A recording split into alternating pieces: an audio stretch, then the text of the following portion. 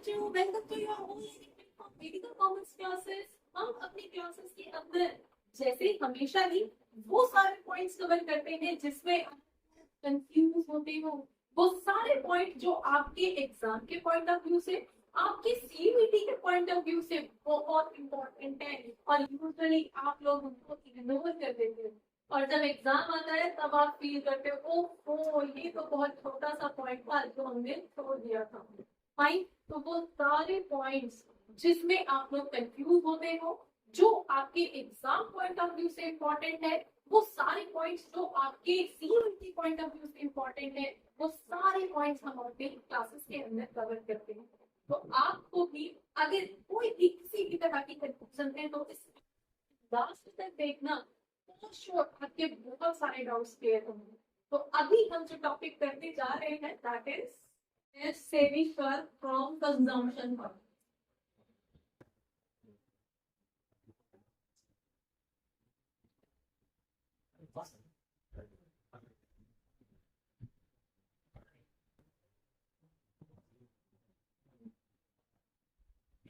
अभी तक हमने क्या बनाया था, दो ग्राफ बनाए थे। पहला एक हमने बनाया था कंजम्पशन फंक्शन का, कंजम्पशन फंक्शन जहां पे हमने उसकी दिखाया था, किस किस का रिलेशन दिखाया था, इनकम का और कंजम्पशन का। ठीक है, वो पॉइंट जहां पे आके दोनों इक्वल हो रहे थे, जहां पे एक दूसरे को इंटरसेक्ट कर रहे थे, वो पॉइंट हमारा इक्विलिब्रियम पॉइंट बोला गया था कंजम्पशन फंक्शन के अकॉर्डिंग। राइट नाउ अब हम कैलकुलेट करेंगे उसी बेसिस पे हमने अलग एक ग्राफ बनाया था सेविंग्स का।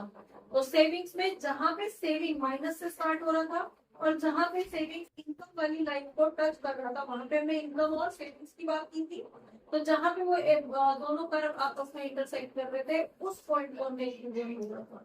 तो हमारे पास दो तरह के इक्विलिब्रियम मिले हैं, एक कंजम्पशन के थ्रू हमने इक्विलिब्रियम निकाला है और दूसरा हमने सेविंग्स के थ्रू इक्विलिब्रियम निकाला है। तो उसको हम यहाँ पे ग्राफिकली प्रेजेंट करेंगे। सपोज ये हमारे पास, अच्छा मेरे कलर पेन नहीं तो चलिए, यहाँ पे हम क्या दिखा रहे थे, यहाँ पे हम इनकम दिखा रहे थे। फाइन, यहाँ पे हम कंजम्पशन दिखा रहे थे, कंजम्पशन बेसिकली एडी दिखा रहे थे। फाइन, ये यहाँ से हम दो दो लाइंस के बीच में रिलेशनशिप स्टैब्लिश कर रहे थे। एक तो इनकम, और इनकम क्या थी हमारी, एग्रीगेट सप्लाई वाली लाइन को हमने इनकम बोला था, तो वो तो हमारी 45 डिग्री से चल रही थी। राइट, दूसरा कंजम्पशन हम यहाँ से दिखा रहे हैं, तो कंजम्पशन हमारे पास यहाँ से कहीं से स्टार्ट हो रहा था। राइट, 40 से स्टार्ट हो रहा था, जीरो लेवल ऑफ इनकम पे हमारा ये कंजम्पशन 40 था। राइट, तो हम इसको यहाँ से इस तरह से, ये कंजम्पशन कर्व था और ये हमारा एएस जिसको हम वाई बोल रहे हैं, ये वाला पॉइंट हमारा इक्विलिब्रियम पॉइंट था। राइट, अब आपको एग्जाम में अगर बनाने के लिए आता है तो आप किस तरह से बनाओगे, आप सिंपली यही बनाओगे। फाइन, और इसको आप यहाँ से परपेंडिकुलर डाल दोगे। ये सिर्फ बनाने का तरीका है कि ऐसे बनेगा, देन जिससे कि आपका ज्यादा टाइम ना वेस्ट हो एग्जाम के अंदर। अदरवाइज जब आप ग्राफिकली बनाओगे और आपके मेजरमेंट करेक्ट होंगे तो वो स्ट्रेट यही लाइन बन के निकल के आएगी। देन अब देखो, यहीं पे इसी कर्व के थ्रू अगर हम सब सेविंग कर्व भी दिखा देते हैं, तो ये वाली लाइन तो हमारी इनकम की है ही। राइट, देन इस वाली लाइन पे हम सेविंग्स दिखा रहे हैं। राइट, और ये सेविंग्स कहाँ तक है, नेगेटिव तक जा रही थी। ठीक है, अब ये जितना यहाँ से पॉजिटिव वैल्यू आ रही थी, इसको हमने क्या बोला था, ये सी बार था, ऑटोनॉमस कंजम्पशन है। इसका मीनिंग क्या है, जीरो लेवल ऑफ इनकम पे इतने खर्चे हैं। डन, सेम मैनर में इसी के अकॉर्डिंग हमने कर ली, जितना यहाँ पॉजिटिव था उतना ही यहाँ पे नेगेटिव होगा। मान लेते 40%। ठीक है, अब जहां पे ये लाइन परपेंडिकुलर आपका मैच करेगा, वहां पे ही आपको इस तरह से इस वाली लाइन को ड्रॉ करके दिखाना। यहाँ पे आप दो लाइन का रिलेशन दिखा रहे हो, C plus income, consumption plus income. यहाँ पे आप दो लाइन का रिलेशन दिखा रहे हो, इनकम प्लस सेविंग्स। ठीक है, कि सेविंग्स इस तरह से रिलेट करो, जैसे आपने स्केड्यूल बनाया था उसके अकॉर्डिंग जो भी स्केड्यूल आपने बनाया था, सेविंग कंजम्पशन सेविंग निकली थी, इनकम में से कंजम्पशन माइनस कर रहे हो, उसके पास भी सेविंग निकली थी। तो अगर आपका वही मेजरमेंट रहता है तो ग्राफ इसी तरह से प्लॉट होगा।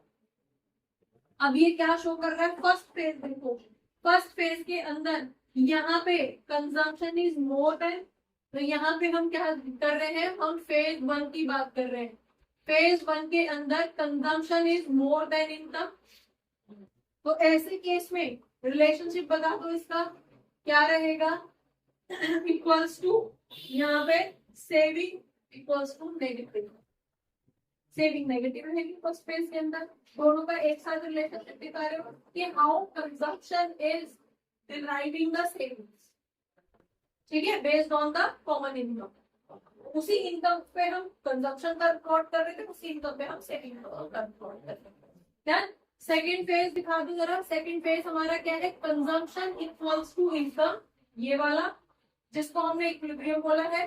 फाइन, ये हमारे फेजेस हैं। तो फर्स्ट फेज में आप इसको फेज 1 फेज 2 कर लो, यहाँ पे हमारे पास सेकंड फेज, यहाँ पे आके एक इंटरसेक्ट कर रहे हैं, और ये कौन सी वैल्यू है, जहां पे सेविंग्स इक्वल्स टू 0 है।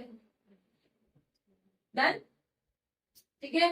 अब थर्ड फेज की बात कर रहे हैं, थर्ड फेज आपका कौन सा वाला है, कंजम्पशन कम हो गए हैं, इनकम ज्यादा हो गई है, कंजम्पशन कम हो गए, इसकी वजह से सेविंग्स पॉजिटिव हुई है। क्योंकि अब क्या दिखा रहे हो आप, दोनों का रिलेशन दिखा रहे हो ना, यहाँ पे खर्चे ज्यादा थे, इनकम कम थी, इसलिए सेविंग्स माइनस में थी,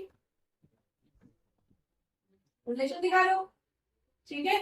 अब यहाँ पे क्योंकि ये दोनों इक्वल है इसलिए सेविंग 0 है, तो इसको हमने इक्विलिब्रियम दिया।